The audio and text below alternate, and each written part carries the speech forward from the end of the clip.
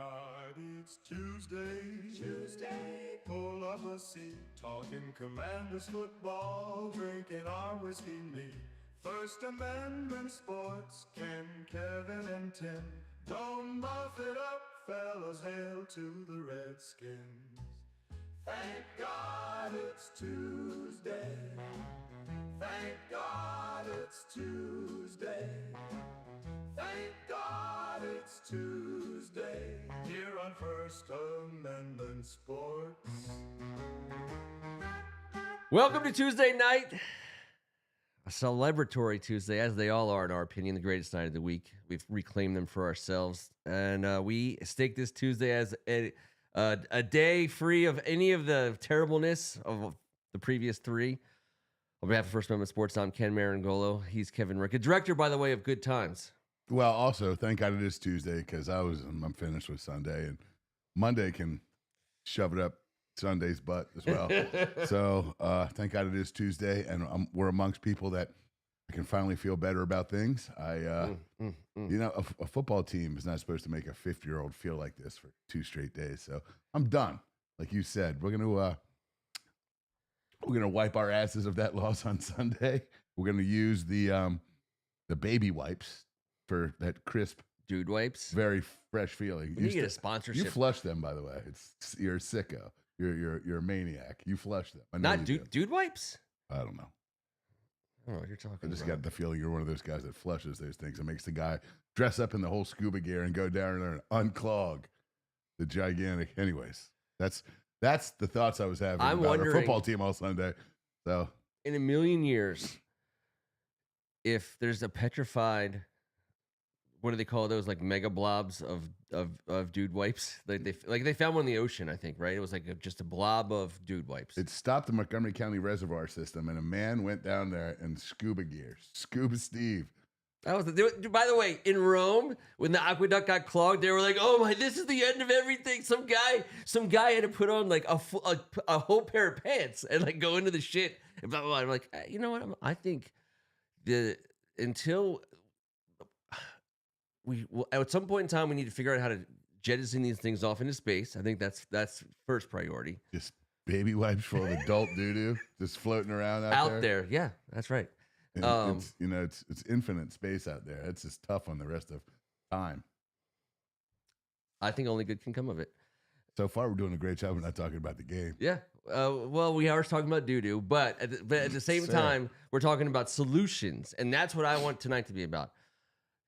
We can lay it out in short order. The team that played on Sunday did not play well enough to win that game. Has not played well enough to win that game. Would be played out a number of times. We would end up losing against many teams playing defense that way. Obviously, the frightening nature of losing Jaden Daniels changes things a little bit, but not much. I mean, they could still be scoring on us right this very second if they really wanted to. We have to embrace the obvious. This is the kind of day you watch your team and you think to yourself, okay, we had no chance in this game, first and foremost. Like that, I had some beverages and grilled meats and had a great Sunday afternoon. But in no way, shape, or form was that a game where our team had any chance to win really at any time. I think it's fair. And that was the only team we saw for a long time. And so it transported me right back to, a very a futile, hopelessness that I was transported back to. We're better off now than we were in the old days. But it took me back to a spot where we lived forever, which was those grumpy ass Sundays when you're just hurling obscenities randomly in the general direction of the television set, and while pacing everywhere and eating every GD thing in the house. And for 2.5 quarters, you're like, I know, whatever. Maybe we're bad right now, but we still have Jaden Daniels. And then all of a sudden he gets cut, off, and you're like, okay, today is a terrible day. Insignificant, according to Dan Quinn. He wanted to come back and play in the game. I thought the best thing was when they had so he comes out of the tent and he looks up and he gives the thumbs up. To me, very telling. 2 weeks ago, Bosa came out of the tent in LA, right? Or wherever he is. And he looks up at the thing and he was like, on live TV, and then walks off, and I was like, oh god, and then of course, and he's out for the season. Yeah. So the thumbs up to me, I was like, oh, that's great. They pretty much know a lot right away, and then they're going to do everything else. You didn't hear that she gave the thumbs down back. She She was was like, like, "No, get no. back in the tent. Get Let's back." keep you there for a while. At least Dan Quinn didn't go in like stupid Dayball did for Jackson Dart the other night. I mean, that was a low point. Yeah. Again, they're like a peewee team, and by the way, we are right there with them. So when we have to prove we're better than teams like the Giants and the Cowboys down the stretch. So I think I'm pretty much. I'll have gripes throughout the show, maybe about individual players, whatever. But at no point in time did Dude gripes? You're going to have some dude gripes? I might have some dude gripes. All right. Sponsored by Dude Gripes. Johnson & Johnson. Yeah, Johnson & Johnson. So, but I don't. But I'm like, I don't mean for anything I say to sound like I thought that if that was different, we would have won. No, their offense gave us the business. Yeah. Yes. And when they weren't sticking it to us, we were calling the law down on ourselves the rest of the time. And remember that safety? That was the fun part of the day. I was like, yay, 2 points. That was it. It was pretty great. I mean, It was pretty the best great. effing safety of the year. It was the I can tell you greatest that safety. much. So, you talk about the safety being the best part of the day. There was, like very low on bright spots. And, the greatest news is that Jane Daniels is just nursing a leg situation, and they think he's going to be ultimately, whatever it is. We were missing all our receivers. Not making excuses for anybody, but in like this one mini Dude Gripe sponsored section of maybe sounding Don't flush. this one you're gonna want to hold on to. That is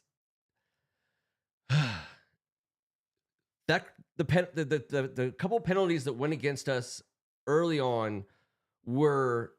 So I felt like I was the fan of Maryland versus Duke. It took, I back when Maryland could never win, or just like the chip on your shoulder you have as a team that nobody cares about, and the big bad Dallas Cowboys can't come in and whoop your ass. And like, so the fact that they called that on Biotish, the false start, and not, offsides on the defense, which screwed us. The fact that they didn't call the pass interference, even though we scored, it doesn't matter. Like you can't just the idea that in the game in which it's brought to you by 100 cameras in HD, and we all see a guy run into a guy. Meanwhile, while our guy is doing nothing but running into guys and getting calls, and that one goes uncalled, like little stuff like that, like and of course the bullshit. Okay, I don't blame the ref for the personal foul, roughing the passer necessarily on Dak Prescott. But in this day and age, if you can't have somebody saying, "Hey, his arm was on the shoulder pad, it was not a," they can't, like, they have to be able to fix that. Ken, they said that Ott turned his head too fast on the punt. That might be the word. I understand when that that's what I mean. Yeah. I know they said that. I understand that little flincharoo that does exist. That is not what happened. Correct. And I cannot stand that. Not only do we suck, but the referees are so terrible. You definitely can't win the way we played on the field. Coupled, you're certainly like. I hate being the guy who complains about refs and announcers and the commercials, but which is where we live forever. Like I want the team was so bad. They were so bad. It happened like this. They were like, on your marks, get set, go. Dallas wins 7-0 in the first 1 minute and 58 seconds. I was like, God damn it. Yeah. Why do we always have to get directly behind the 8 ball before my butt cheeks even imprint the couch? Yeah. The little cheek thing has not even been made yet. It was made eventually. First solution of the night. First solution of many solutions. This is going to be a solution show. We're here to solve problems. We're not just here to do gripe. First solution. One of the most profitable, recession-proof, depression-proof industries in the entire history of mankind, the NFL, now has enough money and power and everything. Not only do they have all the different ways to put cameras everywhere, but they could easily put another 5 guys on site. We're talking, that's like what, 80 guys with 85 dudes. Listen, there's putting 5 guys with dude gripes is awesome, by the way. Well done, Ken. Keep it up. Dude gripes all the way around, and their entire job is to know in real time as they watch all the angles to be like, hey, by the way, not a personal foul, roughing the passer. Although we know it looked like it, and then the referee can be like, "Yeah, Dak, you're a fucking pussy. Like you're why your acting helmet like such a came off." little hoe? I don't understand. He went nuts, and he was great all night long. And I don't want to Yes. be a dick about it, but I didn't like that. He was like MFing. He was getting all riled up. What? For what? Mhm. Put your damn chin strap on, idiot. That's like soccer. That's my biggest dude gripe about soccer. Is why it's so hard for casual fans to watch, because people do that kind of crap. And Dak did it. When LeBron complains about penalties, when all these entitled athletes do that, he sold. And these are big, like 15 yards. No matter it's high school, college, or football. Tom Brady is the most famous of all of them that did this. And by the way, it's these elite guys that just don't see the difference between, good for you guys, but we're allowed to call you out. Yep. And that was very soft, Dak. When you went back and watched that, I understand you're selling it and everything, but the penalty had already been called. He was still mouthing off about getting his collar ruffled. Yeah. By the way, every fan, serious and otherwise, gambling and otherwise, of this game will 100,000,000% be okay if you said, I'm gonna put another 6 guys, 7 guys, whatever it is, and just say, be live on the comms like they already are, and say, wave off that flag. In HD, 5 different ways in slow-mo. The whole world is seeing that we got this wrong. And that takes like 10 seconds. We would give up that 10 seconds for them to get it that right. How many, the problem in high school football is the lack of officiating. It's got to be a trickle-down effect, obviously. How many great officials are there? How many groups of 5 do you get in a room? You have to start training these guys. There has to be some type of protocol. We have the same exact crew chiefs of all these guys. I believe they're the only team, due to the 17 to 21 contests a year, is the only referee umpire that aren't fully employed. You know who it is? Full-time employees. We got a bunch of half-ass employees of this league. Speaking of $1 billion entity, and these other guys are like school teachers and principals. Solution. All the guys who are like the chief rules analysts for all the major networks like Fox, CBS, like Mark Pereira and Gene Salator, and I don't know what the third one is. We give them like a significant amount of power to form like some kind of committee. The dark-haired younger guy, like a council of elders. Like Lord of the Rings, like which you love so much. You are the Lord of the Rings, and you love it. They and have like the ability stuff because they know the rules cold. And sometimes I'm like, I know you know the rules, but I don't think that guy knows that rule. By the way, speaking of not knowing, can you please pronounce Gene's last name again for me? Did I say Salator? I think it's. Sorry. Is it Sterator? It might be. I don't know. I like Salator. Salator. You definitely put a little. I gave you a little Staten Island steak on that. Salator. Hey, Gene Salator. If he tells you, if Gene Salator tells you the rule, you're probably like, yeah, it's probably the rule. All right, so that's 2 great solutions. But they have the cushiest gig of all time. They don't want to be with each other. You don't think Sterator's getting all psyched to sit there with Burkhart and Brady all day? He's like, dude, he's in a room. He's not on. I know. You know what? I think he's on site for one of the games. He is, and he was. It was early, I think. Yeah. Anyways, yes. But he's going into college games. They've brought him into a gymnastics competition once. Oh my god. Oh yes, dude, it was crazy. Livy Dunn. It was a split scenario. But fair. All right, so, oh no. Greg Martin missed my entire idea because of an ad. I'll tell you right now, the ad might have been better.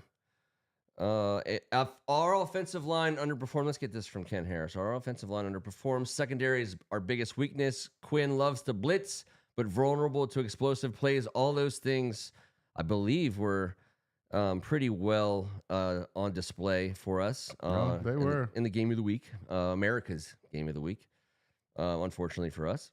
So, and then the other part about, the game that really chaps your cheeks is I like to complain about refs, and I like to complain about stupid shit like that, because we came into this season as the oldest team with the oldest balls in town. There's nothing about being the oldest team that is never going to be about injury and losing guys. I mean, that's like the whole thing. Are we good? I can't get a damn. I'm a boomer here. You're on. You're on the Wi-Fi. I'm on. You're on. No, I'm on. But I can't get the stupid thing off. Candy Last Crush week Saga. we identified your phone had. I'm getting killed. My phone is crushing me. I'm like the. I know, it's your arch nemesis. You need to change that. I just want to hear what everyone has to say. What if Joaquin Phoenix, man, you know how he made that movie where he fell in love with his phone? What if he didn't there was a watch movie that where he one. was like the phone was his enemy, like a mortal enemy. All right. Well, the phone is my mortal enemy. I'm going back in and I'm going to see if I can make it work this way. Okay. Boom. And got it. Bam. Thank you, guys. Blinding sun on the field for Oh my no God. reason. Can we talk about that for a second? Well, I already talked about it a lot, so Nice, please nice. go ahead. I just want to interject one thing. Yeah. Watching with my wife and kids, they were like, "We hate this sunlight so bad. Why do they have this?" And I was like, "Yeah, it's true. It's the thing. It's true." I'm like, "Just Ken talks about it incessantly, but you know what? This is asinine. You just the biggest asshole of all time with the biggest asshole decision ever." Just gonna have it be super dickheadedly sunny for 1 or 2 drives in crucial moments of October-ish games. It killed CD. I know CD Lamb. It was so. I mean, that's the day when it happened because they're always on national TV, and I think it was actually a Thanksgiving Day game, so it was around that same time slot. And CD lost one. That was like that. That bright, blinding square of sunlight in the end zone. His face mask was directly in the center of it, and he was just like this, trying to catch the ball. It was fantastic. Jaden on a shotgun snap almost. Yeah. Things are. Hey. I mean, that's so JV. I don't give a shit. It is. It's high school. Because his response to it is like, we know where the sun is. Like when we make our decision at the coin toss, like we know where the sun is. We know what's going to be. We're playing all around it. And I'm like, okay, but no. But really? No. Like that. It's the arrogance of a billionaire. He's got this freaking. Say he has $100,000 suit on, and he's like showing it off to everybody. And I'm like, "Sir, there's a booger on that suit." And he's like, "Yeah, I knew that. It's fashion. I actually wiped that booger right there, right before I came out." No, you didn't. It's a famous booger. No, you didn't do that. Just shut up and fix the booger. Yeah. Come on, man. I won this booger at auction. Yeah, God damn it, man.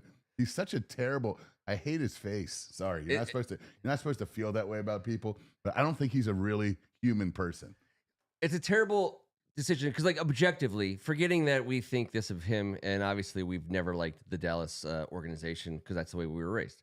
But objectively, to think about like all the days you played football in your life, not professionally, just in the backyard, you understand if you've ever played outside, the sun can be a factor. We all understand this. When they started building domes, the sun stopped being a factor. He created an indoor scenario where people were still getting blinded by the sun, which is the easiest thing in the world to fix. Curtains, which I believe they have. And I think once a year, I just would like to ask the question once a year, because if we asked it more than once a year, it would make us all insane. Is like, what is the football business logic behind the decision to let there be a blinding sunlight spot in the middle of a $1 billion game? No, but there's no football life. This is where he nude sunbathes with Satan. If he created that space, then if it overlaps in football, so be it. Satan likes it. I don't know. It's disturbing. It's ridiculous. It's not even. It's the perfect. It's really starts to draw a line between the Josh Harrises and Jerry Joneses, because one thing I love, and I was wondering if it would come through. We talked about this before the season started. Is the experience of watching games at FedEx. Every stadium has its own feel, and it comes through the camera in different ways. And it has a lot to do with the lighting and all that kind of crap. But it also has to do with the field. They have the bright artificial green turf in some stadiums, the darker turf in other stadiums, and the changeover from the old regime's turf to what Josh Harris has put in there now is dramatic, and it's dramatic on two fronts. I think the players have said they loved it, obviously, and it looks better. I mean, it just and I'm sorry, like, the game is played for people to watch on television, and colleges get it. High schools now even get it. Like, the appearance of things matters a big deal. Now, if you obviously maximize player safety, which I think they're doing now with this turf at FedEx, and what they plan to do with the next stadium, which will be real grass. Yeah. But you can make it look great. I mean, listen, not to make every show about golf, but people have figured out how to make nature look amazing. Like, it doesn't take any, it doesn't take a ton. Make it look more of nice. that DC dirt. Make it look nice. We got some horticulturalists in town these days. All right. So again, more solutions. This is the Solution Show. Welcome to the Solution Show. I'm Kenny's Kevin. Okay. How about this? obviously we are built to just live in the 30 to 35-year-old revolving door of football talent this season. I mean, we started with it, and now that we're going to have to replace some of it, and we're probably going to have to continue to replace some of it, that's the same pool we're diving into. And so fine, Adam Peters, do your job, start bringing guys in. My thought is that with Jaden Daniels at quarterback, with Terry coming back, with Debo coming back, and you think that all of a sudden maybe the division, you're in the thick of things, outside looking in, but on the thick of things. Trade deadline comes up. The NFL is turning into more of a trading league than it was in the past. Obviously, you have to pay to play, but is this the time when Adam Peters should be saying, "Hey, man, like I might need to bring in some like legit talent onto this defense"? Only way to do that right now is trade. Yeah. Talking and listening to DQ talk about the inevitable change, that it was a fair question from Chick Hernandez, I believe, and he just said it's fair. And Chick was like, change is inevitable, but like what? So that's what, that's how you got to start, because right now, I don't know who we are. I don't know if anyone knows who we are. We haven't had, I'm not making excuses like DQ, but I don't know who we are. We don't know who we are. We haven't figured shit out yet. We barely had Jaden on board. No Terry. We haven't had our guys together. So certainly offensively and defensively with some of these injuries, we're like the Halloween costume. It's the ghost. Yes, it's an average-ass costume. We are average-ass right now. But I don't think we are going to get worse. Yep. I think this is the worst we have to offer, but I don't know who we are or why. So yes, change has to be inevitable, because right now is not cutting it. But goddamn, I don't even know 3 of the damn receivers that played, top 4 snaps for us. So yeah, we'd like to change that. Sure. Impossible. But I know what you're saying. Like, can we, just for the sake of argument, all right, everyone's going to make fun of me, but I get it. And it's Lattimore hasn't lived up to his blah, blah, blah. Everyone wants to take Lattimore. Guys I know that if I threw a football past you right now, couldn't catch it and it would break their glasses, or dog shitting on Lattimore. That's right. So that's just kind of how it is around these parts. I watch the All-22. I love the way he competes. I love the guy as a football player.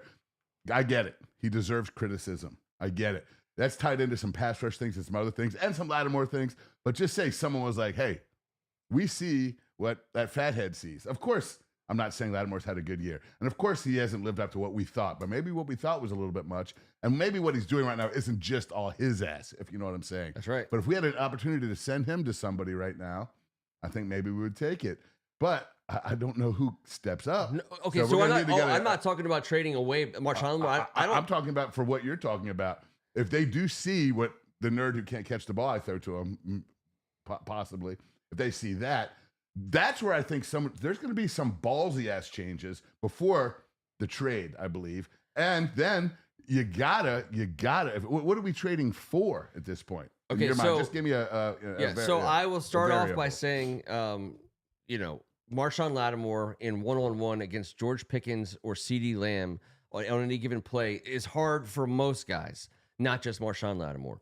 And they were able to get that. They were able to put either Pickens or CeeDee Lamb in a one-on-one situation, but with pre-snap stuff and otherwise with Marshawn Lattimore, and they went to it often. And in this day and age of football, that is a disadvantage for the most athletic of corners. And we saw that for Shane Ristel as well, who I think is a badass. So I'm not, and I watch other corners in this league handle that kind of volume of pressure and targets differently. Marshawn Lattimore did not shine by any twice stretch. He was right there, and he just didn't. I mean, he did everything right, but I get it. Those are two very good wide receivers. You almost made the play league. I get it. I do. I understand the criticism.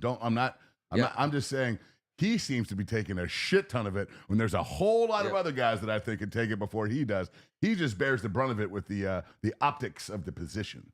So you can't double team everyone. You know what I mean? And so when you put you line up your offense and you have Pickens and CeeDee Lamb as your receivers, you can figure out how to get at least one of them to get singled up, and you kind of Dak Prescott's going to know who that guy is.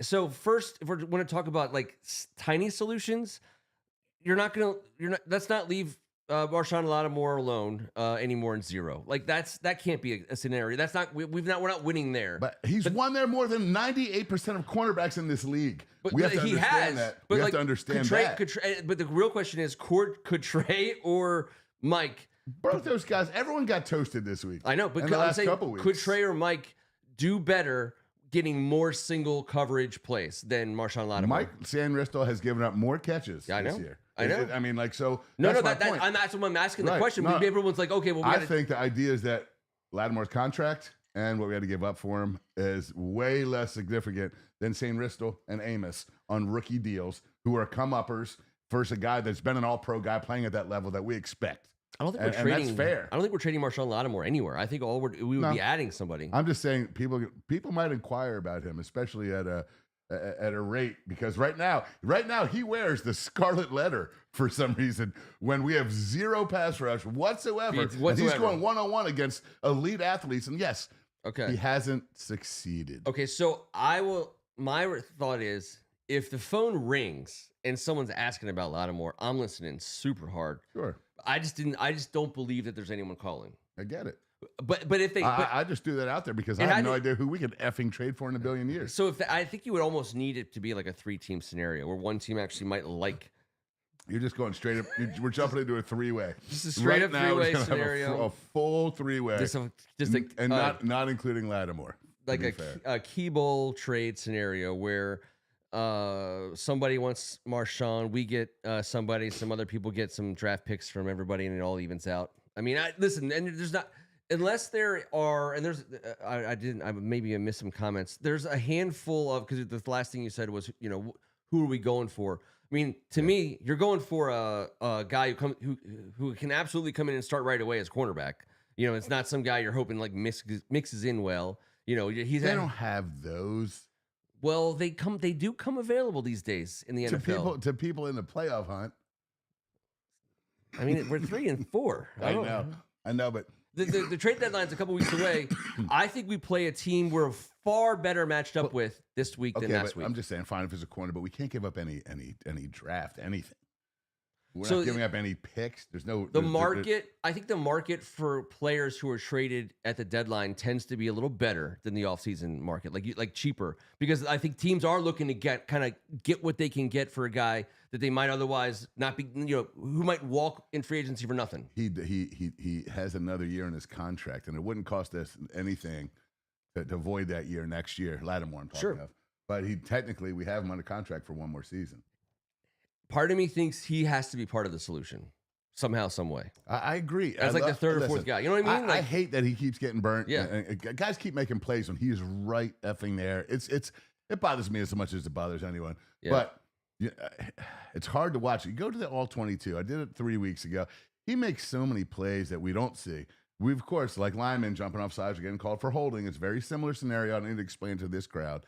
I think that's just an overabundance. Like, no one here is just going all in on Lattimore's trash. But he's a tough-ass, good player. Is he great anymore? Probably not. Is he better than good?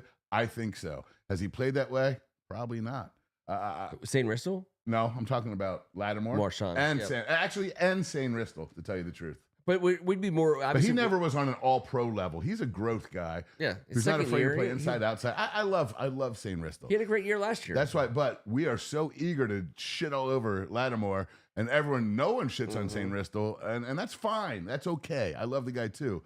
But my point is, they're both getting toasted, and it's not both of their faults. No. We're missing 3 of our top 4 defensive ends, and that's not an excuse. That just means we have a shitty-ass pass rush. I love our interior guys, and they're great getting rushed up the field. They always got to push in the pocket, and those 2 guys are badass studs. Actually, those 3-4 guys. But, man, our edge situation has just gotten so dire. It's dire to have Dietrich gone, to see that Dorrance is probably done, to know that Javonte John is he's got a pectoral muscle ripped off. That never works out great when they come back. I mean, Jesus H, dude. And we didn't have a great pass rush to begin with. So we need Kerrigan. So I'm not blaming the pass. I'm saying it's the combination. Yeah. It's just. This is the other thing that everyone says that is true, and I don't like it, and it's not. That everyone's like, oh well, you overperformed last year, and the regression, and I don't believe in that. I don't think we're regressing. I just think this is how football works. The roster rebuild that Adam Peters inherited was significant, and we've seen it. They've been turning over 50% at a time, and you can't replace 50% at a time without 25 or 30 1 year, 31-year-old dudes. And if you're that, and because of that, then you're going to like the chances of those guys getting injured are like exponentially greater than a team with an average age of 25 or 26. So this is where we are. That's the other reason why trading for someone right now is a real tough pill to swallow, because you look at like that is what our team is right now, and the only way out of it is draft players. Those guys have to come in and be good, because you can't replace everyone in free agency either. So our momentum last year was magical. It's what happened on our little 2-week when we didn't fly back across the country and went out west, Arizona, I believe, and that we came together and we just kept winning close games. We had some magic, man. The team believed not only in each other, they believed we had a quarterback and then each other. And the momentum was tremendous, and we did not turn the effing ball over. We possessed the ball for shit tons of minutes on end and kept our shitty defense off the field. Because to be fair, one thing we all know about, and we saw it against Philly in the NFC Championship game, and I don't know what the hell we pulled off against Detroit, but against great offenses last year, it always felt like we were about to get schooled. It always felt like we were up against the biggest guy on the block in a fist fight in front of the whole neighborhood. Every single and play. maybe if he slips and hits his head, we'll have a chance to have a stop on this series. You know what I mean? We needed them to make a mistake to feel better about ourselves. And after that Giants game this year, I thought maybe we were onto a little something, but we have no idea who the hell we are. We got to pull that ghost costume off and find out who the heck we are. But it ain't going to happen on Monday, I don't believe. But I'm just saying. Old man that Wrigley. could go away. Exactly. Old man Smithers. Exactly. It could be Daphne. You never know, you crazy son of a bitch. It could be. I just. So at the end of the day, not to just go full Scooby-Doo on you. Just pass me one of them Scooby snacks and have at it, homie. I don't want to make any trades for draft capital at this point in time, which kills me. But like what I would say about our current scenario, again, not to dwell too much just in like the terribleness of Sunday, is there are next 3 games on paper. It's not a great situation. It's Kansas City, Seattle, Detroit. Kansas City, Seattle's 5-2. Detroit seems to have figured something out after a couple weeks. So here's what I say. I say this the greatest opportunity on paper. I'm looking at the schedule right here. That's what I'm looking down at. Our record predictions. We'll get back to those. God, I hate looking at that Kansas City shit right in my face on Monday night. But I would hate to say I'd rather play Kansas City than Dallas right now. Yoinks! But right now, maybe you would. would. But they have a top 5 offense and defense. Yeah. Jesus, you remember who they got at defensive tackle? You know what they got. We're going on the road into Kansas City. Is that a Monday night game? Mm-hmm. I don't know what that is. Yes. It? So what I see is. This is what happened to us last year against Cincinnati. No, I already called this game. I already tried to say this was a different game before. Okay, at this point of the season, all you have is opportunities to change the script. I mean, that's all it is. Because if this is the way it's going to be, it's going to be a long effing season. So this is our chance. This is the one we've been given. These are the 3 games. Going 2-1 in the next 3 games would be, I think, outrageously good. It'd be freaking ridiculous. And I love our chances against Kansas City. I think of the 3, just to throw it in, again, because this is this like ludicrous talk. Of the 3, Detroit is by far the one I fear the most. No, it's Jahmyr Gibbs who I fear the most by Fair far. Enough. Yes, he is a bad son of a bitch, and no one has feet. How do his feet move so fast and stop so fast and then start again so fast? I have no idea. He's a bad man. But let me just tell you this little nugget. In the history of the NFL, Redskins versus the Chiefs, they've played 11 times. 6-5, 5-6. The Chiefs are 10-1 against us. What in the living shit is that? How is that possible? I didn't know any of that stuff. I've seen it. And they averaged 30 points a game in those 11. We're barely at 15. It's so gross. There shouldn't be a franchise out there that's beat us up like that. I don't understand it. We got shut out, I think 45-0. If I'm not mistaken, someone on the board correct me. Greg, for sure, correct me. No, I think we put a 10 spot up there. It was like 45-10. Okay. We got 10 extra points there at the end. We got shut out. It snowed in the parking lot. Great. Oh, it was the worst day ever. We did get shut out that day. It was the whole East Coast, right? Yeah. I had 6 TVs It was on. slushiness, slushy terribleness. There was Giants game, Eagles game, Skins game, all at home, and each TV was the same exact story of the stadium. It was ridiculous. So Shanny, right? Yeah, that sounds about right. think It was like Shanny. early 20 It was teens. gross. So we were in the parking lot, and we have a great tailgate because it was snowing at that point. It was kind of still white and slushy or fluffy.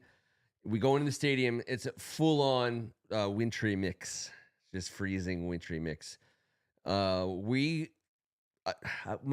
heart of hearts says Trent Green was a quarterback, but if it was Shanny, it couldn't have been Trent Green. I thought it was a Shanahan final Which was like 2012-ish. Yes, because that's when I was bartending upstairs at Caddy's. I remember it. So we go into the concourse at halftime, and like we're getting ready to as a normal thing. We're going out the concourse, having a bunch of drinks. There's a bunch of people there, and then we're going back into the bowl for the third quarter. I mean, we're like, is anyone else coming back? I felt like I was there on an off day. I always remember that was the moment where I was like, I think about certain time. I can think about the double timeout game against Buffalo. I think about the Kansas City shutout. Stop in the I snow. thought you were a solutionist, Ken. I am I'm getting. You're to looking it. for solutions for this? Yeah, I'm saying like we've seen like this feudal hopelessness in the past, but like Then we'll tell riddles to meddling kids. If only you would have just kept minded your own beeswax, so we wouldn't even be in the situation, son. I had a nickel. So the real answer is Jane Daniels is going to keep playing football. Daniel LaRusso is going to fight, and that's all that really for this team. Ultimately, that's all that really matters. If Daniel LaRusso? If Daniel LaRusso is going to fight, then we have a chance to win. That's it. I mean, like that's all we have. That's really what we had last year. That's really all we had last year. I mean, we had guys step up and do cool things, but what we really are, and the best team in the league. I mean, okay, if you have an opinion on this, who do you think has the best defense in the league? Or if you even have I have no fucking idea. Okay. Pardon my language. Yeah. I mean, there's a couple of them out there, but I'm just saying, like, if you have the best defense in the league, yeah, you have a chance to win every game. But if you have one of the top 5 quarterbacks in the league, you feel like you have you're the best. In an offensive league, the offense has the ability to have the advantage, and those days of the 85 Bears are long gone. So yes, give me a top flight offense to win again, obviously with a good defense. Let's get Cosme back in shape, back in game shape, and he'll be all right. He'll be good. Listen, I've not given up on anything this year. It's going to be difficult to get through this little stretch here, and that's going to make it difficult to get into the playoffs. But doesn't mean we can't be a solid ass football team. We're better than what we just showed last Sunday. That I know. It's been very frustrating these first 7 weeks.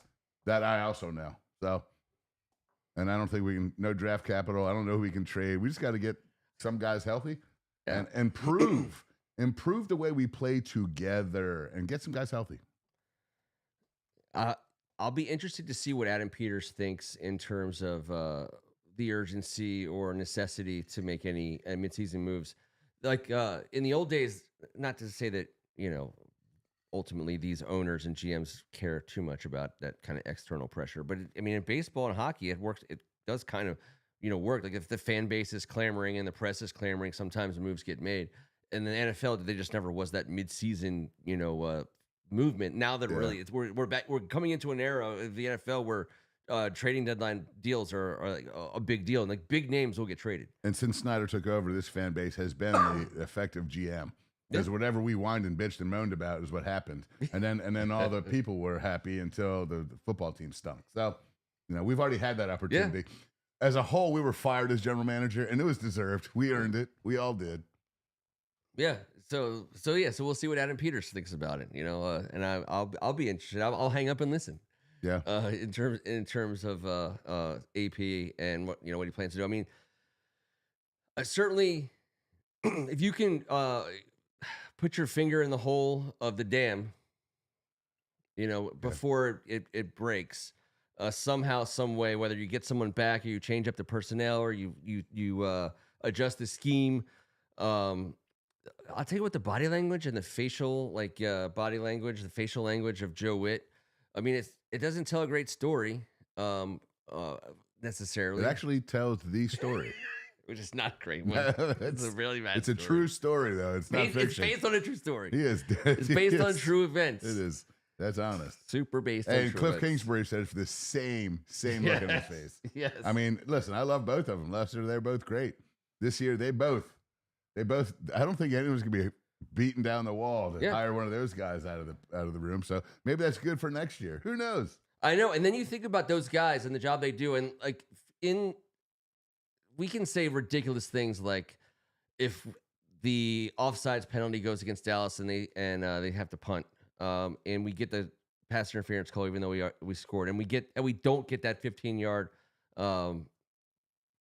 roughing the passer call. It's stuff like that, and you start to think about, and early in the game you're like, all right, if you're Cliff Kingsbury or Joe Witt, you're thinking you have to be thinking, I can make this work. I can work with this. Yeah, we've been there. That whole if my aunt had balls, she would be my uncle.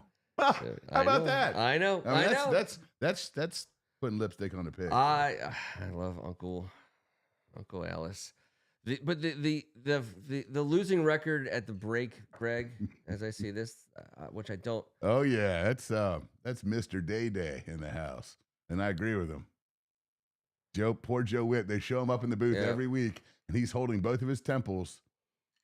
And he isn't smiling, and it's tough. Yeah. And again, like those guys, obviously they don't look into practice, but like Von Miller, when I see him come on, like he comes onto the field, and so now instead of a situational pass rusher specialist, like he's having to play like legit outside technique, and that's who Jacob Martin is for us as well. I know, So and he we played decently. I know, because they're both tough as shit. Yeah, but they're both essentially playing out of position at that position. Yes. They were the third down guy in the spot, not the first, second, and third. Right.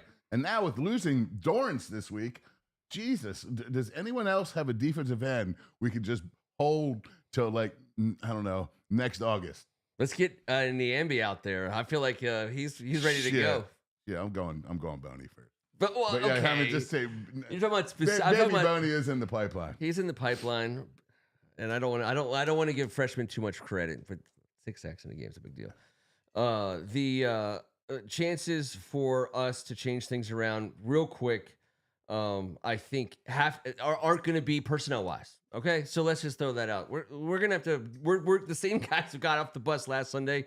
They're getting off the bus this Sunday too. So how do you win against Kansas City on the road in Kansas City against Patrick Mahomes? They got some old balls on their team too. The style of Patrick Mahomes, I think, is a little bit. I know it's going to be ridiculous to say. It's a little bit better for us. I can't even finish. I just feel a little bit better against Kansas City. Dallas's offense right now, I feel like can't be stopped. And we didn't stop them. So they have way more explosive pieces aside from Mahomes. No doubt about it. Turd Ferguson had a day. I know. He's a badass. Kelsey is the leading receiver with half of Turd Ferguson's receptions. All right, not half. He's got like 10 less, but he's only got like 300 yards. He's leading the team in receiving. They've always had a rushing running back by committee, Pacheco and whoever the hell else gets the ball. Everything is spread out. That's what scares the shit out of me. They are going to scheme us up on a Monday night at home and have 2 or 3 plays that just make us look like we just played the whole damn series with our pants at our ankles. But that doesn't mean that we can't overcome some of those big plays and schemes and of course now they got Worthy and Rashee Rice back just in time for our secondary. Congratulations, gentlemen. But it's time to go up there and win a damn game. This is the NFL. No one's going to be shocked. People are like, oh my God, Kansas City lost. But no, not really. It would be surprising to a lot of folks. But if we go in there with a solid game plan on offense and we can do what we did last year and absorb clock while maintaining possession, and that was a big deal. And if Jaden can play or not, Marcus Mariota looked fast as shit when he got in there. Yeah, he did. Making plays. Oh, yeah, and you also say, okay, if you want to play the if my aunt had balls, maybe Mariota doesn't underhand toss it to Deron Bland, for a pick 6, and that's it. I mean, you know what I mean? Dude, he threw the change up. He zigged. He terribly zagged. against He us. threw the change up, and it put us down at 20 piece, but we would have been like a little bit again. you can see it coming from a mile away, and I didn't mind it because he was trying to make a play, but dang. Again, to borrow from the golf world, if the other guy's in for birdie, don't waste any putts. that you don't want to be making any pars. Go for that bogey or double bogey. That's where we were. Once the game was over, I just pile it on. Let the pick six here, punt return there, all the dumb stuff that happened. Not fun now. They kept Jaden out. Apparently, he wanted to come back in. So the game was over. It was over in a way that everyone understood before those kind of decisions were made. And the next 3 weeks. Step one. Let's I just feel like I don't have a handle on when Terry McLaurin's going to play football again. Now, I'm not on any list of people who are like being briefed daily, but him and Debo, having them on the field, it's binary. With them on the field, our offense is our offense. With them off the field, our offense is Tay Martin in them. 7-on-7 with it's a 7-on-7 with Jaden. Is trying to Chris find guys. Moore open yet? Because I think he's on. Now he's been fine. I'm not saying that, but those guys aren't supposed to be in the 1 and 2 slot. Mm-mm. What are we doing? So yeah, so you got to find out what's going on with those two wide receivers. You see him practicing. I'm fine. Again, I'm glad. In retrospect, that neither of them played in this game. I would have hated for them to have been nicked up and further injured in a blowout loss. After watching what I watched with Dorrance and Jaden, I know we don't need any more. That's right. But there's something going on out there. It's crazy what's happening in the league injury wise. Yeah. I mean, I know it's football and everything, but this is different than any other year I can ever remember, especially some of these big names. So, yeah. And it's happening to us. So that's why we feel it. But once again, not making excuses. We've been there. We've seen everything.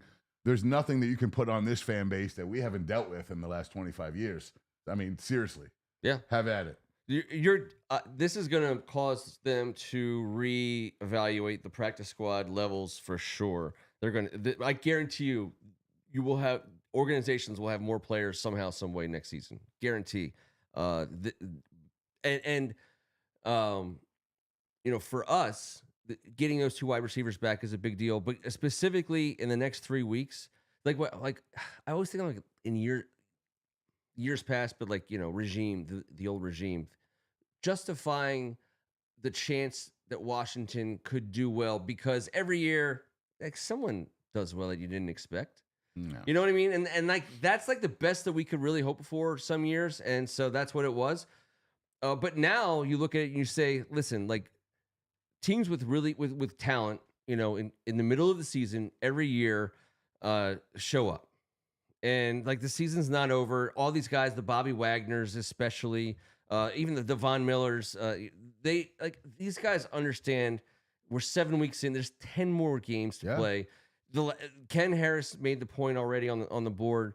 The best way to make the playoffs is to win your division. The last 4 games for us are divisional games. So what.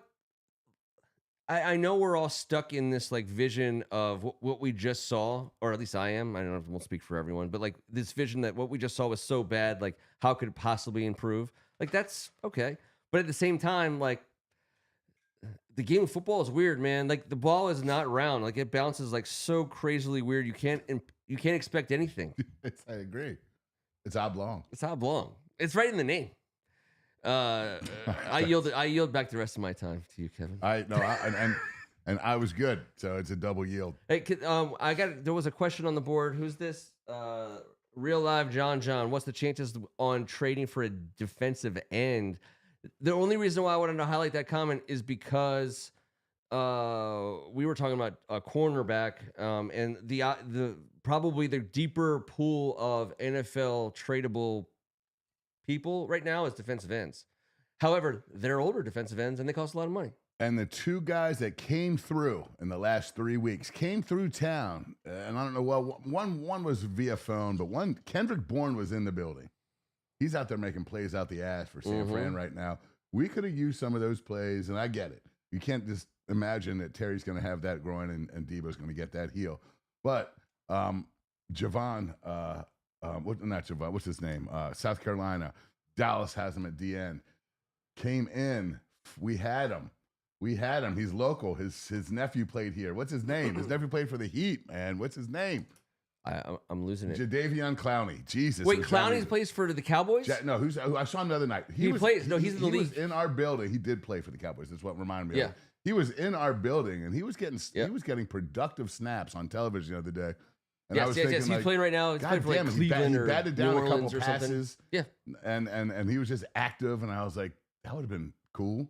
Yep. To get a guy like that for the same veteran minimum, whatever the heck he got, $4 or $5 million. He didn't get shit, but that's a guessing game, and that you have your roster set. You don't realize this is going to happen. We had other guys we passed on that aren't out there making plays, but I would have liked to take in Kendrick Bourne. I liked him. He was a proven entity. Me too. And Jadeveon Clowney is just, he's no different than Von Miller, one of these old school pass rushing fools who can do it in their sleep. And I wish we had someone like him to cause a little bit of a ruckus, because right now we have no ruckus causers. And by the way, we haven't said that probably should have been the first thing we said, because you talk about the performance of the secondary. They could have used some ruckus. Yeah. A little bit of ruckus would have gone a long way. Quan Martin had a terrible day. We're going to talk about people who had a bad day. I love badass Quan, but listen, you just can't put your head down and run like a freight train through somebody, Luvu, as well. I love you both the way you play. Let's break down and make a tackle so no one scores on this. That's all. I'm going to let Greg set up our evening thing. I just want to let everyone know, and I want to get an exact number here, because I think this is important. Where are we here? Oof. What? What's that? Guess Ken Harris dropping. Raiders ran 30 plays, gained 95 yards, 3 first downs. Yeah, Raiders. Yeah. Chiefs. Hey, I agree with everyone, though. I like that everyone feels better about the Chiefs than the Cowboys, and that sucks, but that's real. I totally like him better. Oh, you guys. Okay, this is what I was saying. Okay. Everybody, we need your help. We're sitting at 5.99K. I saw that. That's the most Ks we've ever had. I know. I am. Well, these guys are all in. It's not like they're not. I know. That 5.99. But they're spreading the word. They're spreading the word, and it's getting out. But all I'm saying is we're like less than 10 people away from the next K, which is the 6K. And I've said that we're. At which point, Ken and I each split a 20. Well, I don't know. For all I know, these could all be like Russian bots. 20 sack. 20 sack. 20 sack. That's how we celebrate every 1,000. Little 20 sack. I would love to get to 6K, obviously. We need to get to 100K by New Year's. We got a lot of work in December. But you know what? It is your resolution. I got the right person for that job. I call him Future Ken. I don't have to worry about that right now. That's for Future Ken to worry about. That's between you two. All right, so 5.99K. Tell a friend. Listen, I don't want to get between who you congregate with in your public lives outside of our Tuesday night, trust tree. He would be vigorously shaking his head right now, so I'm going to. Yes, someone has to. Listen, spread the word. We're looking for the next K. Let's hear it out. Here's Greg Martin's setup. 32 candy, Halloween candy tournament. No Reese's because it would win, obviously. I assume you're talking about Reese's Pieces, Greg? No. Those little pumpkins are no joke either. Greg is the tiebreaker. If we agree or don't agree, Greg breaks the tie. All right. 4 matchups at a time to speed up the rounds. This is going to be good because Ken likes some weird-ass shit. Yeah, well, we're going to have as far as candy bars go. It's true. 100 grand has always been my number one. I'm trying to think of anything. Hold on. Don't. Let's not ruin it. Sorry, you're right. Orange Crush Party for Ken Harris. What is this? Oh, we're getting 3 at a time? 4. All right, here we go. Mounds Bar versus Airheads. I'm not a fan of either, to be fair, but I'm not a coconut guy. Isn't Mounds coconut? Mounds is straight coconut. Yeah, so no nuts, just and Airheads is like the it's fine. Like powdery, like sweet tarty type. Taffy. Airheads is taffy. Well, it's like stretchy, whatever. That's fine. Like it's served whatever it is. I'm taking anything basically over Mounds. Oh, possibly like a whatever. I won't even go there, but. Airheads, we're on the same page. All right, so now we're going classic Hershey Bar versus Baby Ruth. Let's see. To me, that's also an easy one. but I'll let you expound if you feel strongly about either. Which one did you say? I haven't said one either. I said All right, so I'm going. I like the caramel and nuts over just the plain. Okay. I'm just saying. All right, so we're gonna need Baby Ruth. Baby Ruth is and I love a Hershey's bar. I'm not gonna lie, but I usually have almonds in that bad boy. So I love a Hershey bar, so Greg's gonna have to break that tie. And you know what I love doing? I love getting the bigger, longer Hershey Baby bar. Ruth, Everyone take it easy. And I like to dunk it and dip it in peanut butter. Yeah, of course. Chunky or creamy? Creamy. I know. See, that's why you're going Baby Ruth. It is. All right, Dots versus a blow pop. Hold on, did he go with? Oh, he has to pick later. He has to, well, at some point in time he has to give us Dots versus blow pop. Dots in terms of like not Dunkin', like the ice cream. No, like the paper dots. No. Like no.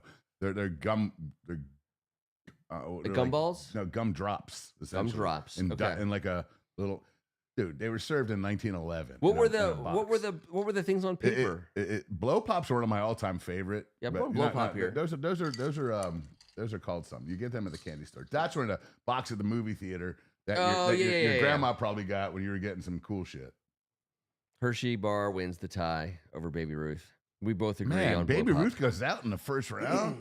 That's a tough. Jesus, this is gonna be this is crazy. All right, well, this is the last first round one. Is Junior Mints versus original M&Ms. No, but so we got blow pop. Blow pop for sure. All right. Yeah. So Hershey. We got to think of what that paper candy is. No, they're called. I know they're called. Like, bum, bum. It's like they weren't called dots. They were called spots. You ate half the paper. Yeah, and it was just straight sugar. It was and like food dye. Down. Yeah. Red dye number 5, some paper, and a bit of sugar, and like the whole whatever. They didn't last. Yellow something. All right. Wait, yellow. There's a yellow box. They're gumdrops essentially. And they're from 5,000 years ago. And you give them again, great movie candy because you put one in your mouth and you're chewing it for like 10 minutes. They're freaking awful. All right, hold on. Junior Mints versus original M&Ms is where we're at. Yeah, I'll go M&Ms here. Yes, me too. All day. M&Ms, Junior Mints. All right. So what's next? All right. Oh next. God, look at this candy corn versus Pop Rocks. Hey, listen, where you? I always forget. Where's your candy corn game? Are you bump? I'd rather eat a booger.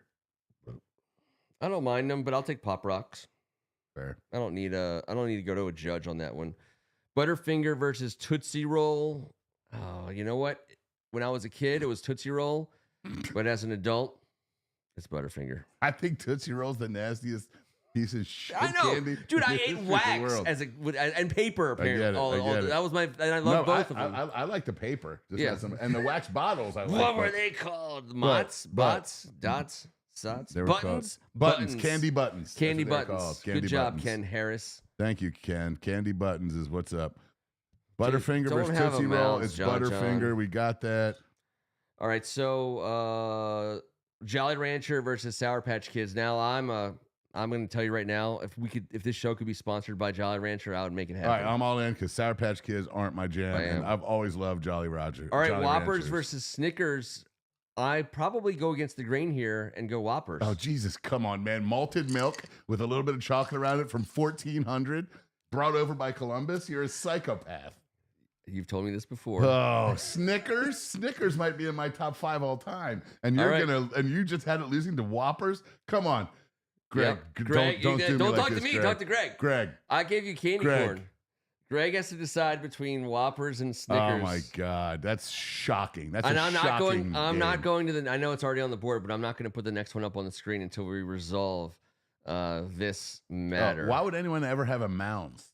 Jesus. No one should ever have a Mounds. And for that matter, Almond Joy. Almond Joy is coconut too, right? Yeah, but it has almonds in it. I know, but Mounds is the same as Almond Joy. One has almonds, Almond Joy. The other one doesn't. Mounds. But they both have coconut. Honestly, I'm done telling people what I would rather eat besides one of these. But you don't bars. like. I like coconut. It's dark chocolate, coconut, and it doesn't taste good because it's been sitting in a cardboard box in a warehouse for 3 years before I even thought about purchasing it. You're from the islands, though. Everyone needs to remember. No, you have that island blood. No, I don't like. I like coconut. I don't like Mounds. I feel like on a Survivor type show, you would do great. Thank you, Greg. Snickers. God, this is all right. Snickers going out in the first round with Baby Ruth. What's wrong with you caramel nutted people? I love caramel. Do you love nuts?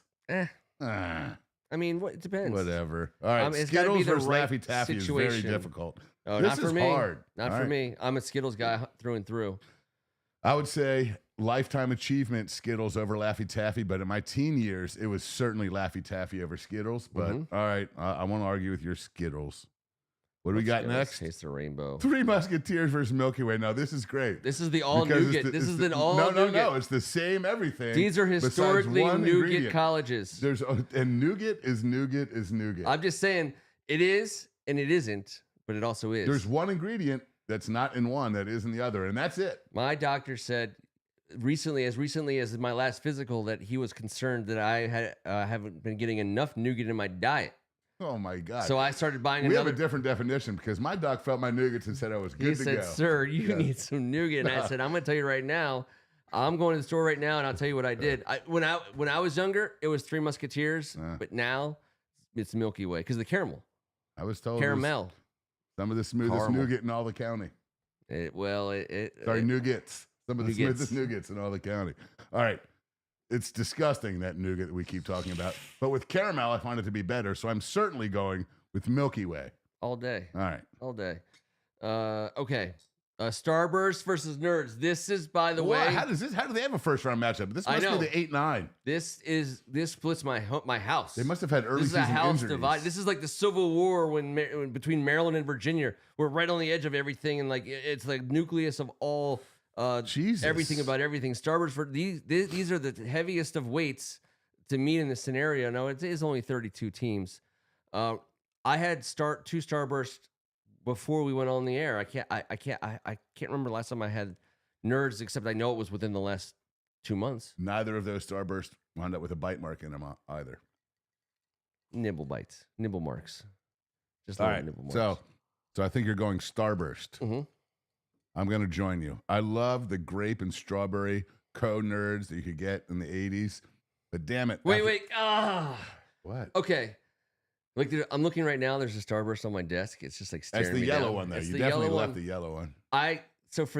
Because I see the yellow one and it's like kind of like a bit of a Starburst boner killer. I'm gonna switch my vote to Nerds. I'm gonna put it up. You can do whatever you want. And if we have to go to an How do you arbiter, just do that? because I have never like eaten a nerd that I was like not super satisfied by eating. You know what I mean? Like, and I thought about those They're two. this effing big. I know, but by the way, like with this much flavor per thing, you know what I mean? Like I like nerds. I don't like you changing your answer. I mean, this is we hadn't officially moved on to the next one yet, though. That's all I'll say. And by the way, the next one is a no-brainer. So Greg, we're gonna need a Starburst versus Nerds, and also Twix versus Almond Joy. I don't think there's any contest there. All right, so Greg looks like a Starburst winner. After Milky Way, we got Starburst. Where are we at next? Twix versus Almond Joy. I'm Twix. No brainer, Twix. All right, here's one from J-Dubs. Fun Dip versus Candy Cigarettes. I love the question because, and I've had both, and I've had them both a lot.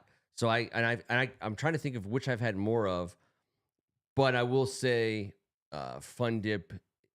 I'll do Fun Dip anytime. Candy Cigarettes. Candy cigarettes are effing disgusting. They're not as good as Fun Dip. They were pretty cool though. You were like, what? I Let me just get one. Let me just get one more candy cigarette.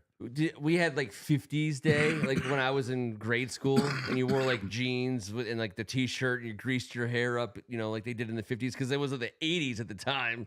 So that wasn't that long away. Now it's like, you know, forget about it. But in the 80s, the 50s were only 30 years ago. That's Today, right. the 80s are 40 years back. That's right. Well done. And we put the box cigarettes? of We candy did the cigarettes in our same. t-shirt, and we would pretend like we were smoking all day at school, and everyone would think it's hilarious. But we got the bubblegum cigarettes because when you blew them out, the sugar would blow out and look like smoke. And then you could Oh, wow. unwrap the actual cigarette wrapper and chew the bubblegum. And then chew the bubble. I did the chewing of the bubble gum, Yeah, obviously, yeah. but I also got like the candy cigarette, just like this, like the chalky candy cigarette, which is just chalk. In case there's a reason why it's chalky. chalk. It's chalk. It's 'cause it's You're chalk. chewing on a thing. And you With did a it little because sugar. think about this. The reason why you did it is because in the 80s, like literally, like we had candy that mimicked what everyone we knew did all the time. Like we ate chalk because everyone around us smoked cigarettes, and so we ate chalk.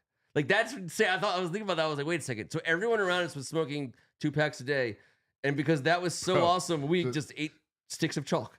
So the fun As dip was kids. just like, We had to get in on the action. yeah, you just want to bump with this fun dip? Yeah. It's like, hey, here's the deal. You can't have cigarettes yet. Uh, But here's candy that looks exactly like it to keep so that you'll be completely ready to go when you're legally Big able League to buy. Chew, in case you wanted to get your tobacco fix in. Oh, by the way, I love Big League Chew. It was amazing. Grape and strawberry were absolute fire. All right, well, maybe it was cherry, but I love the grape. All right, where are we at? I want to know where we're at. We did. Yeah. Okay, we're missing. No, we're missing. No, he's got a bunch here. Look, we're missing. Milk my Duds. bad. I got it Milk right here. Duds versus Double Bubble Gum. I'm a Milk Dud guy. Yeah, me too. Smarties versus Kit Kat. Oh, that's not I'm a close Kit Kat for me. guy. Kit Kat all day. Gummy Bears versus Twizzlers. This is where we might be. I'm I'm a Twizzler guy. Me too. Love All right. Twizzlers. Love them. Peanut M&Ms versus Crunch Bar. I assume he means Nestle Crunch. Yeah, to me, it's a no-brainer. Nestle Crunch. No, peanut M&Ms are in my top 3 of all time, and spent many weeks as the number one I know they have. billboard. I want. How you know, anyone it's, could possibly think this one over makes you a Oh, and I'm not thinking it over. I'm Nestle Crunch. so crazy. I love Crunch. I did too. Back when I was 7, I got a box of it's Nestle horrible Crunch chocolate bunch and rice at it's the a theater. horrible versus very good chocolate. And you don't like nuts? Come on, Greg, step It's up not nuts. here. There's no nuts in Nestle Crunch. I know there's nuts and there's It's peanuts in these crunch. M&Ms, and There they're are. freaking delicious. And I buy a gigantic bag of them for the last 3 straight Sundays. Yep. I'll never buy a Crunch again because it tastes awful. I love it so much. I love it, You and I used love. to. And You no, used to. You I don't love it anymore. I went to the theater when I saw Top Gun Maverick in the It's not theater. even which is not that chocolate; long. it's rubber. Oof. And I got the flat box of the Nestle Crunch bunch at the theater. Thank you, Greg. That's fine. Finally. But and by the way, I don't want to lose my peanut M&M privileges at your You house. just lost. You just God, did. no. Yes, That's what I was guarding against the most. That's so foul. We'll make sure we hide them next time Mr. Marangolo comes over. I'll be like, Kylie, All right, tell me where the peanut M&Ms are. I want to cover myself in That's 16. So we got to get. But we got some. First of all, a flavor question. Is that what that is? whatchamacallits are absolutely freaking unbelievable. I've never had an O. Henry, Ken, and John. I've never ever had a 0 bar either. Wait, where are we? I'm just going back over the Oh, I and see, I peppermint see. versus butterscotch. I'm in the butterscotch jam. Butterscotch all day. And I know, like, our whole lives, butterscotch has been a punchline for, like, the kind of hard candy, like, old people keep in their purse. And I think to myself 2 things. One, thank God, because I freaking love those things. And secondly, one of the best pudding flavors of all time. Is that not? I just love that one of the great flavors of all time. You specifically had to say pudding. It is a pudding and flavor. I didn't think we were allowed to say pudding. Well, on air, we're live. doing this. Well, Sorry. it's over. It was a 60-day scenario, and it ended yesterday. Airheads versus a Hershey bar. This for me is easy. I'm a Hershey bar guy. Got it. I'm with Hershey. Blow Pop versus original M&Ms, who are now in this thing Dude, twice. these are difficult. Yeah.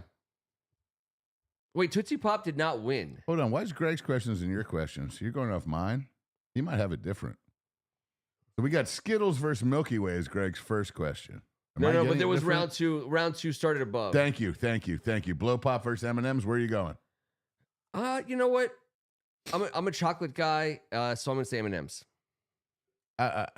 Historically, I got to go M&M's, even though I feel sad because damn grape, cherry, sour apple, blow pops. But M&M's, you're so versatile on Sundays, just a snack on your ice cream. Lollipop is by far the I best know. candy. Dum You're a Dums, huge lollipop guy. the Lifesaver lollipops, the Jolly Rancher lollipops, and the Starburst lollipops. They're all the greats. The biggest problem with Blow Pops, I like Tootsie Roll Pops better than Blow Pops because the Blow Pop, that gum in the middle of the Blow Pop, it's not the best gum. It's not like good gum. Like we talked about Big League Chew and Double Bubble. I agree, but that gum hit so it just hit right when it had some of those crunchy lollipop shards in it. I know. Those first couple bites. Those first couple chews. That gum. We gotta be was- careful. But you had to end up eating it, right? Well, I always swallowed it. The Yeah, doctor would be always, like, "Oh, you're always. gonna have terrible stomach issues," and he was right. He was right. But who knew who could blow bubbles like that? Whatever. Who's up next? Pop Rocks and Tootsie Pop, which I don't think it's Tootsie Pop. It's Butterfinger. It's Butterfinger, and I'm taking Not Tootsie Butterfinger over Roll. Pop Rocks. I don't know how Pop Rocks won, but it won over something terrible, I guess. Yeah, it did. But Butterfinger was the winner over Tootsie Rolls because we hated Tootsie Rolls. Yeah, I'm taking Butterfinger over Pop Rocks as well. Me too. Jolly Ranchers Shout versus out Mikey. Snickers. Where's Mikey at? Oh, Jolly Ranchers versus Snickers. He's no longer with us due to Yes. the Pop Rocks. That's why I don't want any trouble. So, Jolly Ranchers versus Snickers. You know I'm a Snickers guy and I'm sticking to it. So go out there and ruin all the caramel nutted candy bars and ruin Halloween. Good luck, you and Greg. I went chocolate twice already. I'm going Jolly Ranchers here, and I'll let Greg break that tie. And now we go to the next round, 2-part. Now Ken Harris is ordering late night pudding. This is ridiculous. Can you send me that number? That service? Airheads versus Hershey. We already did this. Oh, Jolly Rancher versus Snickers. We already did that. Where's the next? No, one? he's got to break. No, he's got to Here we break the tiebreaker. I think we're on Skittles versus Milky Way. Yes. I'm gonna stay. Greg. I'm staying. I'm staying chocolate. I'm gonna go Milky Way.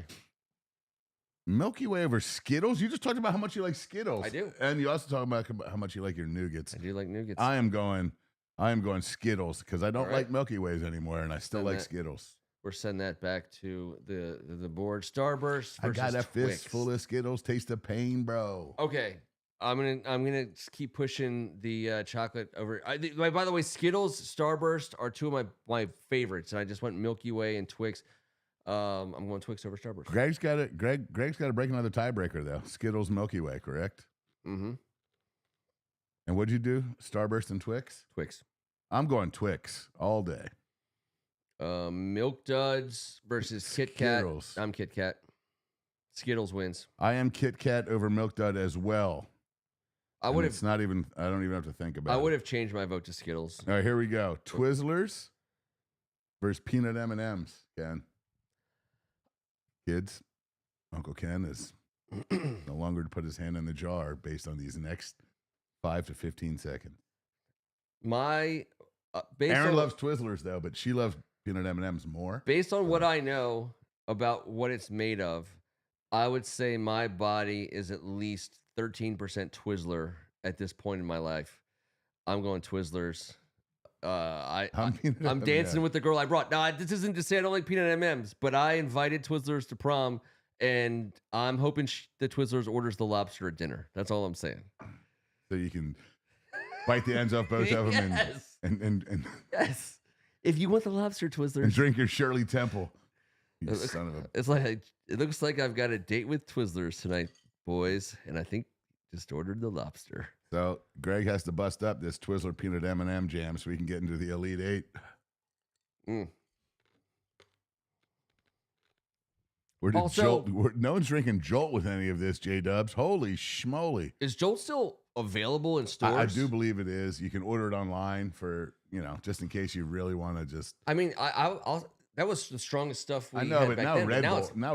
Now it's just like, what is that? it's a Coke? retro flavor thing. Yeah. You Right. gotta just want some Yeah. like Jolt Oh, yeah, it's Jolt. No, but with twice the caffeine and trust me. 10 times the 1 vodka. Celsius, and I'm good for like 2 days. Yeah. I can't believe peanut M&Ms went out. Like that's like that's my university. That's my franchise. That's my homie. Oh, you knew before I did. I can't. This is great. Twix was a 2-on-1. Twix took the Yeah. title there, Greg. All right, so what are we in the final four? Elite Eight. Elite Eight, you say? Are you sure? M&Ms, yeah, I'm sure. Oh yeah, I forgot. I'm sure. This is your wheelhouse. I've got it written down. All right. I'm just gonna take a little Just a little. We got a little JMO there for that. nip. A little Halloween. What's your score prediction for this week? Do I have to say it? Yeah. Yeah, I think it's going to be a 34-20 scenario. Bad guys. Okay. I think it's gonna have to be. We're gonna have to get into the 30s to win. So I'm gonna say 34-30. Good guys. Nice. I like your ambition. Now, what do you say about this chocolate fountain we got going on here? Yeah. With the original Hershey bar versus original M&Ms. And M&M's is Mars, right? Is that right? Yeah. And I love the history of it all, and that's not what this show is all about. No, it's not. That's tomorrow, obviously, and I don't want to like ruin Right. that's no spoiler alerts. That's but the whole chocolate battle at the chocolate wars, as we call it around here. Mhm. I'm a Hershey guy, even though I like products from both companies. I've often thought about this, and I actually my first job out of college, I worked for a Cintas, the uniform company. We had a contract with Hershey. I drove every day from Baltimore to Hershey, Pennsylvania, and worked around the clock with their union people, the shift in the factories. It was awesome. The greatest people in the world. Got to be right on the line. I got to eat the peanut butter from the Easter eggs, the Reese's peanut butter Easter eggs. I got to eat it warm, scooped right off the line before they covered it in chocolate, which is like the sweetest, most terrible, richest thing you could possibly put in your body. Oh, no, it's my favorite. And I did it. And the little old ladies who were there, like every morning, they'd be like scooping me up that peanut butter, Scores, Kit Kat, all that stuff. I'm a Hershey guy. I think we're all learning about this. I love it. I love the whole. I love the town. I never dated a Hershey or had like a tumultuous love affair quite the way Ken did. I think they're delicious, and I'm going Hershey bars. So let's put that one down. Slightly, but also over like slightly over regular M&Ms. Like the coolest peanut M&Ms. Come on, man, this is ridiculous. We're not there yet. They got eliminated, Ken, because you took a damn Twizzler dump all over this bracket. And you know what? They're great straws too. I tried to say that, but I know you did. This is not working. Butterfingers versus Snickers. I'm a Snickers all damn day. But listen, it does have the nougat that you so desire, but it has the nuts and caramel that apparently you hate. I want that peanut butter. I want the Butterfingers over the Snickers. All right, Greg. Now this is difficult. I know many people that this would be difficult for. All right, round this 3 is continued. Understandable. Peanut M&Ms eliminated I don't understand it. No. I don't get it. This is like, oh my God, this is Lehigh Duke right here. This is CJ McCollum. This just 16 doing work versus 1. 15-2. 15-2. Just take it easy. All right, Skittles, Twix. I'm Twix. We're waiting on the Butterfinger Snickers you're right. tiebreaker. We're waiting on but it. Skittles, Twix. You're Twix. I'm Twix. Let's keep it moving. Kit Kat, Twizzlers. Snickers. I like it. Thank you for keeping peanuts and caramel alive, Greg. Now we got Kit Kat and Twizzler. And you know that I am so pissed at Twizzler right now. And I love a good ass Kit Kat. So I'm going Kit Kat. I think Kit Kat's the right answer here. It's so terrible. Because you know what's better than a Kit Kat all day long? Peanut M&Ms. Like, what the hell? I have to explain this to my wife tomorrow. I just want to say, I voted against Twizzlers. God. I'm telling you right Twizzlers. now. Kit Kat is the peanuts must have been hurt for this matchup against the Twizzlers because Hershey bar versus Snickers bar. I think we all know what Mr. Ken Hershey Meringolo is going to do. I'm going Hershey. Was your first... were you betrothed to a Hershey before you escaped? I think I might have been betrothed. WCAC? I might have been betrothed. So I'm going Snickers, Greg. So you definitely have a semifinal tiebreaker in he's the got Hershey a semi. Snickers. He's had a semi since the whole round started. Twix Kit Kat is a great matchup in the Final Four. I'm not going to lie. That's very difficult. For me, Twix is an easy one. Yeah, me too. I love Kit Kat a lot. And by the way, this is the greatest matchup of all time. In the sense that both of them could easily win. But Twix, you get the cookie, the caramel, and the chocolate. Both Twix and Kit Kat were electrified when peanut M&Ms got upset like, for no reason besides robbery from a horrendous official. But that was Greg, not me. That was Greg. He officiated. No, that was just sad. I'm so sad. I also think that people, even though it's been around forever and everyone knows, I feel like people sleep on Kit Kats. Now, I think Twix are great, and I'm voting for Twix. I think they're the best, but I feel like people don't appreciate sometimes like how good and great Kit Kats are. Yeah, I do, but I agree. But here's what I will say about Twizzlers. My wife will say this because she loves them, but she likes peanut M&Ms slightly more. The little package has a really waxy, hard, but the big one is like it's got super like they're pliable almost like and delicious, and it's moist. Different. There's the they're way moistness. better. They are way better, and I've learned this. They are way better. At the theater, But- you either get the big ones or you go to Well, Costco. the and get theater big biggest ones are one. where we learn this. Yes. And you try and smuggle some of those non-theater ones in. And Fanny you're like, pack. we should have paid $19 for the Twizzler. Fanny pack. All right. All right, so Snickers keeps getting the judges' decision, Yeah. and they've made it to the finals. Snickers versus Twix. The only there's any question here, I'm a Twix guy. Always have been, always will be, and I love the fact that they're in the finals. They're a worthy candy bar to go against Snickers, and I don't have anything else to say about. I don't have anything negative to say about Snickers. For anyone who's still painfully listening to this conversation that I thoroughly enjoy. There's more people here now. In fact, we just picked up It's fair enough. 380,000 people in Czechoslovakia. I want the board to decide what they think about Snickers Twix. I'm so torn that it's a 51-49. I mean, for a fat man. Look at this. Ken Harris is reporting disappointed Peanuts M&M's has refused to bid to the NIT. I bet you. And you know what? That's pride, and they're probably right. Yeah. Yeah, they think that you have a peanut allergy and they want nothing to do with it. They want nothing to do with it. They're going to take their spring break. They don't. I mean, peanut M&M's does not advance. This is madness. Madness.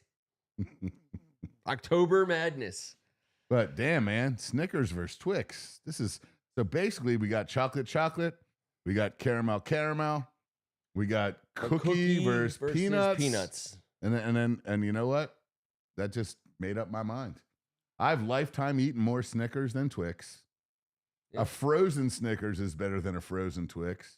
So far, we have 2 votes for Snickers and 0 votes for Twix. I am voting for Snickers myself, and I love a damn Twix. But can I get somebody out there who likes Twix to beat the next Snickers vote?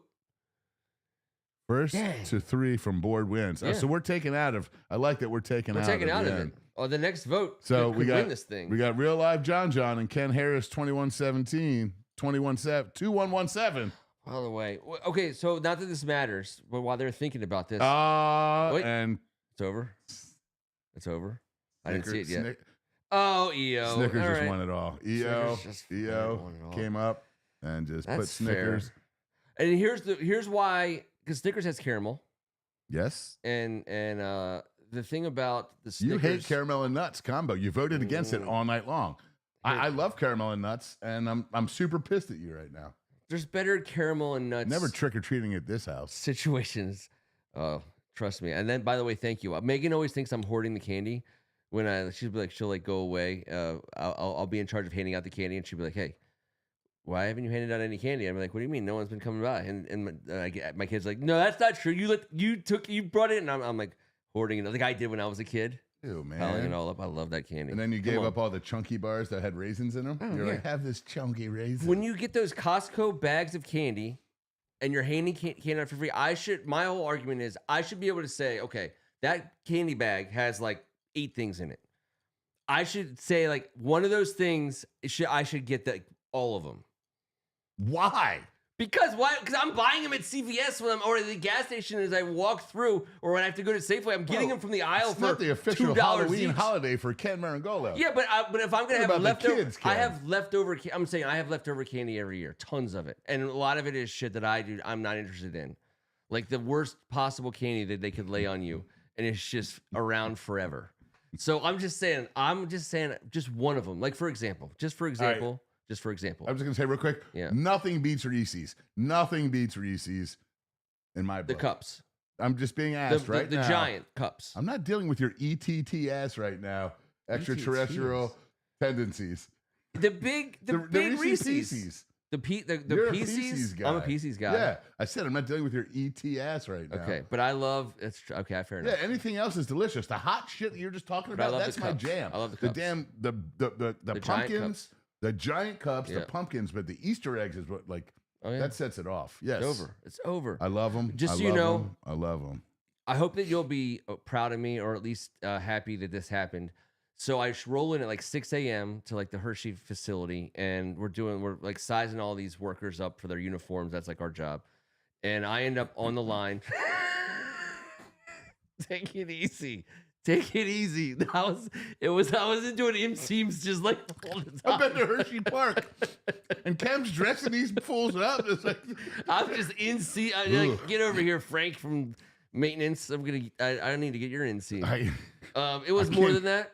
It I was can't more than either. that. I mean, it was that, but it was more than that. But I end up there during Easter season when they're making the Easter eggs ahead of it and all. And so the nicest ladies in the entire world. I'm like, how, like, they've been doing it literally. They've been union jobs, probably worked there for 30 years. Confectioners. Yes. Gave me my first scoop off the production line. They just, Is this why scooped you were off fitting them for uniforms? while I was inseaming them. Oh. So I get a spatula of Reese's Easter peanut butter egg before they cover it with chocolate, and it's warm, and I eat it, and it's just the most delicious, amazing thing I've ever had. Next lady comes over, she gives me one, puts it in my hand. I'm like, huh, bam. I'm 22 years old. Third one comes over, warm Easter egg peanut butter with puts it on my hand, bam. I don't know how many of these I had in like an hour in one morning, but I was as sick as I've ever been from eating candy, as any like cartoon character you've ever seen that like overdosed on sugary product.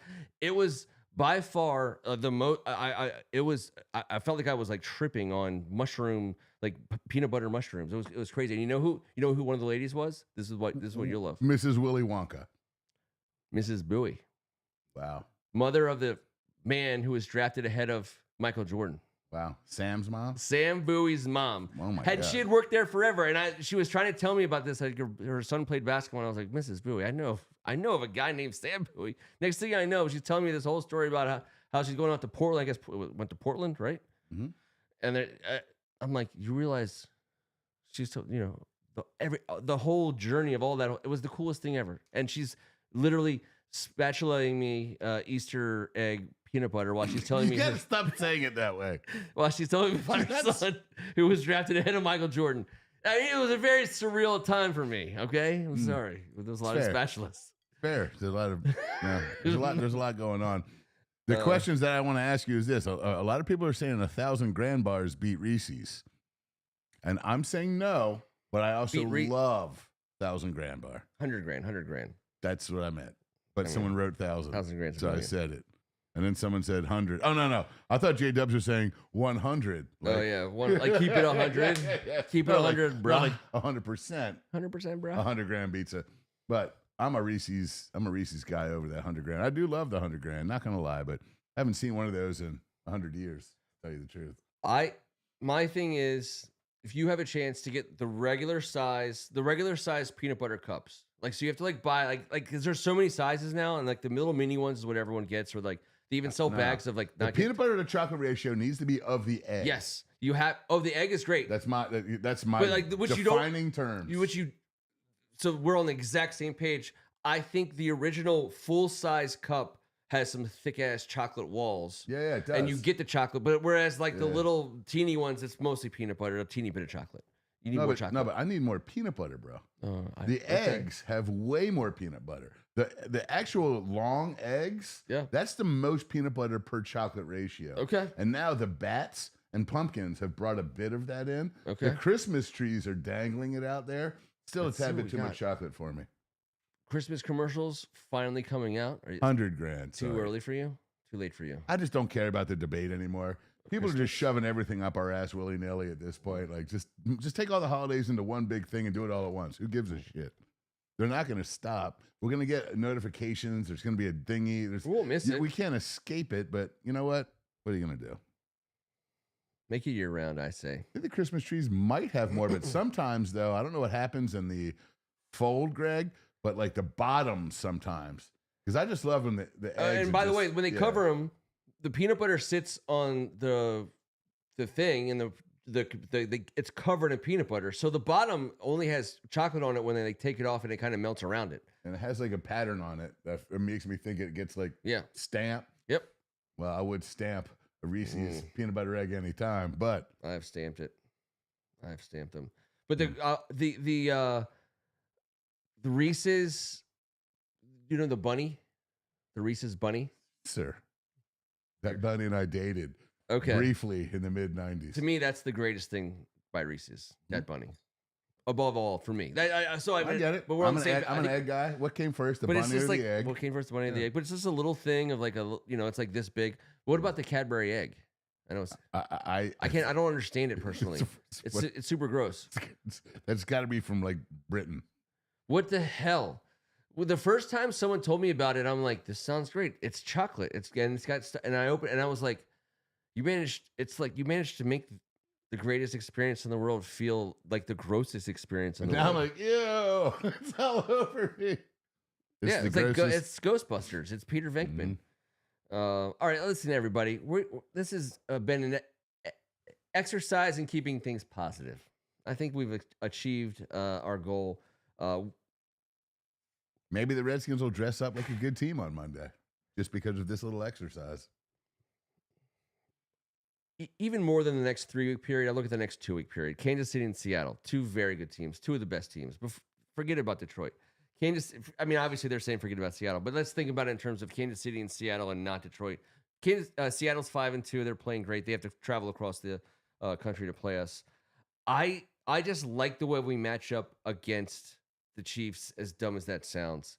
I think it'll at least look different than it did Sunday. And to be honest with you, that's all I care about the most.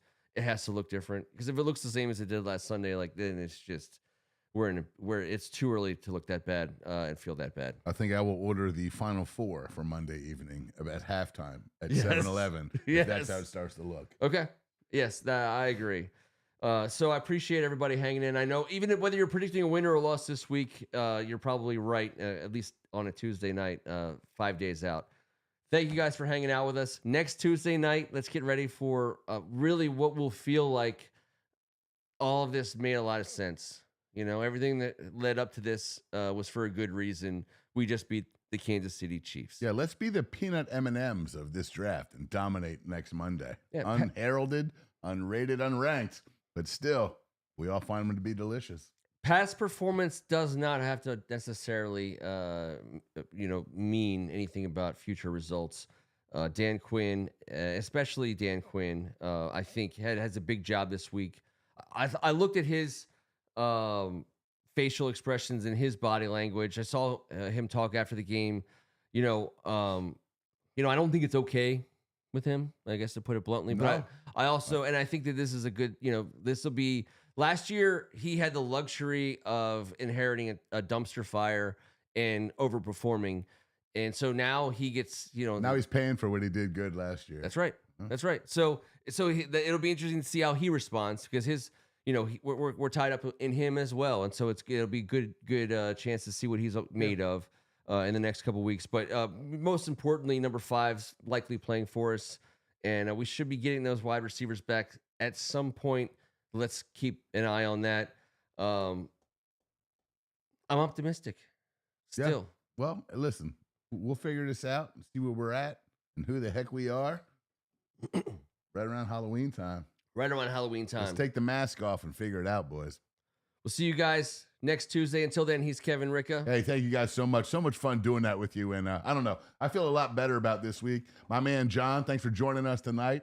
Very much fun. Everyone that contributed, and Greg, always fun as hell to do these things, man. It makes us forget about some of that crap that makes us feel bad over the weekend. Let's have fun. That's what this is all about. Thanks for getting together with us once a week. Appreciate you all. To enjoy this. This was Thank God It's Tuesday. I'm Ken Meringolo. We'll see you in 7 days. We're still live. Kevin. Snickers. What are we going to go with here? Let's go with, I feel like there was a Final Four from EO. Just drop something in there. Go. Let's go here. Here we go. See you in 7 days.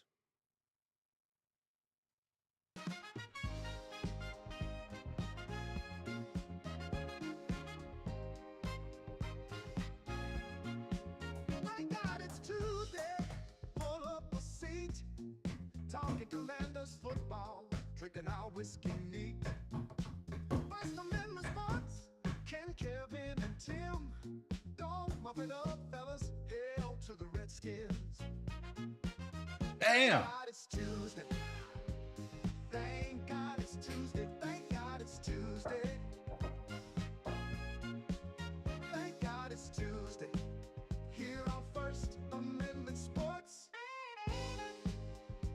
That sounds. That's just an old school jam. Chunky with raisins in it. So nasty.